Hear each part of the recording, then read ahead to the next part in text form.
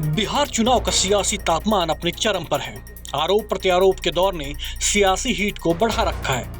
SIR का मुद्दा हो, जननायक कर्पूरी ठाकुर और जयप्रकाश नारायण का मुद्दा हो, या फिर सीएम का चेहरा घोषित करने और मैनिफेस्टो जारी करने का वाद विवाद, सब पर दलों के नेता मुखर होकर एक दूसरे को घेर रहे हैं। बिहार में मतदाता सूची के स्पेशल इंटेंसिव रिवीजन के बाद अब चुनाव आयोग देश भर में ये प्रक्रिया पूरी करने वाला है। विपक्षी दल इसका कड़ा विरोध कर रहे हैं। कांग्रेस भी एसआईआर को लेकर मुखर है। कांग्रेस नेता पवन खेड़ा ने एसआईआर के दूसरे चरण पर कहा कि एसआईआर जो बिहार में हुआ तो बिहार को लोकतंत्र की हत्या का एक प्रयोगशाला बनाया गया और अब 12 राज्यों में वही दोहराया जा रहा है। तो सबको छठ की बहुत बहुत शुभकामनाएं। एसआईआर जो बिहार में हुआ, बिहार को लोकतंत्र की हत्या का एक प्रयोगशाला बनाया गया और अब 12 राज्यों में वही दोहराया जा रहा है।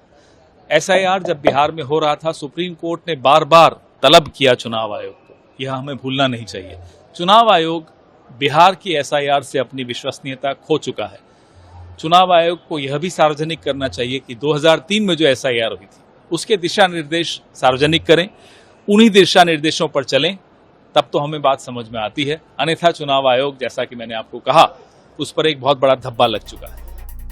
वहीं तेजस्वी यादव ने कहा कि इस बार बिहार की जनता बदलाव की मूड में है। एसआईआर के दूसरे चरण पे उन्होंने कहा कि ये तो करना ही था, उन्होंने ये पहले ही बोला था। देखिए, आज हम लोगों का प्रचार है, हर जगह पूरे बिहार में जाना है और इस बार बिहार की जनता जो है बदलाव के मूड में है। हमने पहले भी कहा इस बार, और आपने स्थिति देखी हुई, जितने बाहर जो बिहार के लोग जो पलायन किए हुए हैं, जो रोजी रोटी के लिए गए हुए हैं, वो जो वापस आए हैं छठ में, तो किस स्थिति में आए हैं देख करके पीड़ा हुई है। यही रेल मंत्री जी ने घोषणा की थी कि 12,000 स्पेशल ट्रेन चलाएंगे, लेकिन किस प्रकार से जो है वो हमारे भाई बहने लोग जो है ठूस ठूस करके ट्रेन में जो आ रहे, कहाँ गया इनका स्पेशल ट्रेन। इन लोगों ने केवल बिहार के लोगों को ठगने का काम किया। फैक्ट्री लगवाते हैं गुजरात में, अब फैक्ट्री चाहिए बिहार में, हर चीज गुजरात में, बिहार को ठेंगा। अब ये चलने वाला नहीं है। एसआईआर सर बिहार के बाद पूरे देश में 12 राज्यों में, तो कौन सी बड़ी बात थी उसमें, तो करना ही था, तो पहले से उन लोगों ने बोला था करें। बिहार बीजेपी अध्यक्ष दिलीप जायसवाल ने पीएम मोदी का कार्यक्रम बताते हुए राहुल गांधी और तेजस्वी यादव को घेर लिया। प्रधानमंत्री नरेंद्र मोदी जी दुनिया के सर्वाधिक लोकप्रिय नेता और भारत के यशस्वी प्रधानमंत्री श्री नरेंद्र मोदी जी 30 अक्टूबर को और उनका मुजफ्फरपुर और उसके बाद छपरा में कार्यक्रम है, और 2 अक्टूबर को नवादा और नवादा के बाद आरा, भोजपुर, और वहां से फिर शाम में पटना में प्रधानमंत्री श्री नरेंद्र मोदी जी का रोड शो होगा और इसी तरह लगातार चुनाव तक उनका कार्यक्रम चलता रहेगा।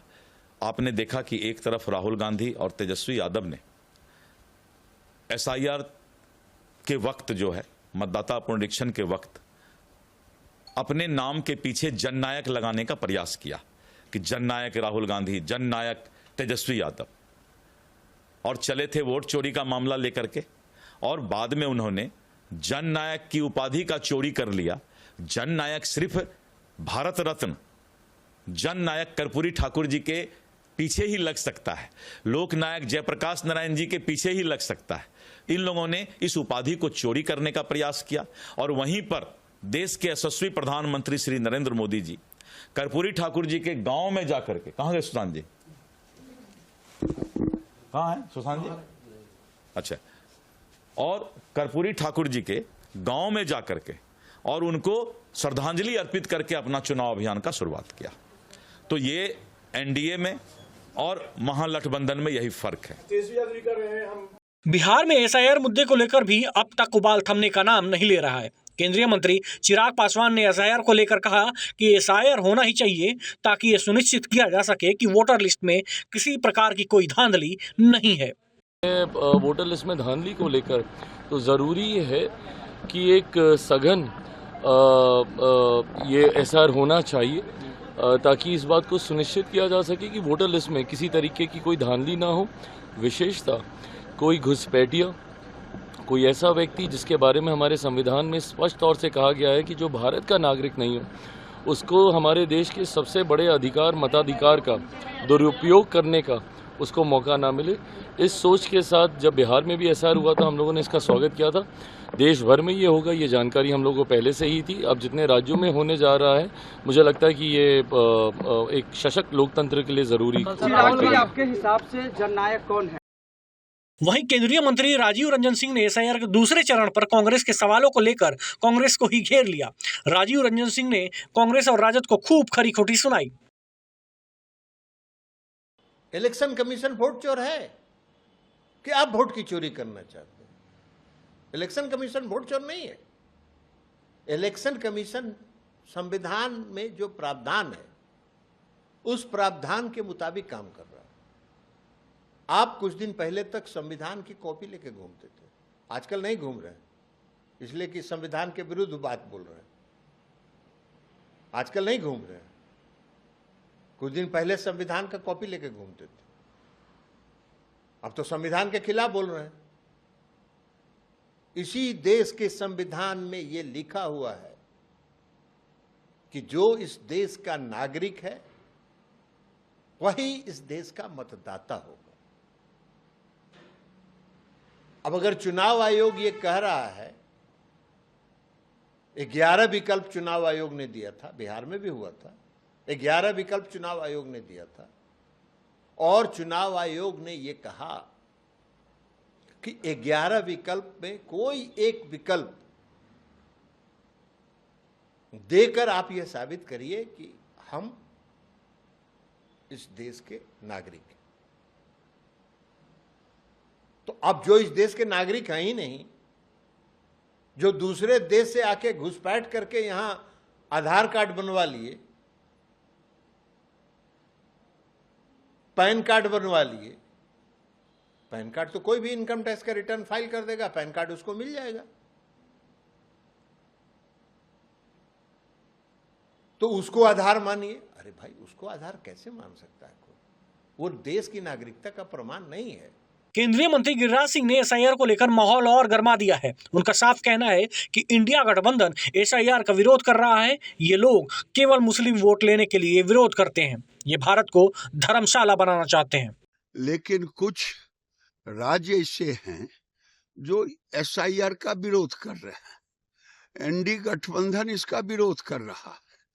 अब बंगाल की सरकार तो लगता है बांग्लादेश की सरकार बन गई है, लेकिन अब इस देश में जितना जरूरी एसआईआर है उतना जरूरी सीए कानून बन गया, और एनआरसी भी अब देश में उतना ही जरूरी है। हर इंसान का, हर जो भारतीय नागरिक हैं उनका एक रजिस्टर्ड सर्टिफिकेट होना ही चाहिए। ये लोग विरोध क्यों करते हैं? केवल मुस्लिम का वोट लेने के लिए। भारत को धर्मशाला बनाना चाहते हैं। पहले आसाम में लोग करते थे, आसाम में अब हेमंत बिस्व शर्मा की सरकार है। अब बंगाल को टारगेट करके बंगाल से भेजा जाता है घुसपैठिए को, और बंगाल उसका नर्सरी नहीं फैक्ट्री हो गया है। उसको नागरिकता दिलाने का, आधार बनवाने का, ये ममता बनर्जी वोट के खातिर देश को बेच देना चाहती। हालांकि सितंबर में बिहार की फाइनल वोटर लिस्ट बिना किसी बड़े विवाद के प्रकाशित हो गई थी, लेकिन तब तक ये राजनीतिक नैरेटिव बन चुका था। कांग्रेस को एसआईआर में एक नया मुद्दा मिल गया। इससे उन्हें हिंदी भाषी राज्यों में बीजेपी के खिलाफ अपनी स्थिति मजबूत करने का मौका मिला है। विपक्षी दलों को डर है कि इस प्रक्रिया का इस्तेमाल सरकार अपने राजनीतिक फायदे के लिए कर सकती है।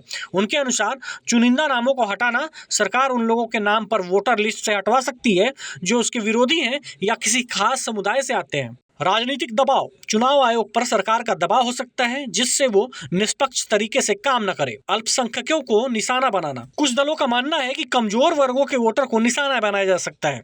बीजेपी का कहना है कि एसआईआर एक पारदर्शी प्रक्रिया है।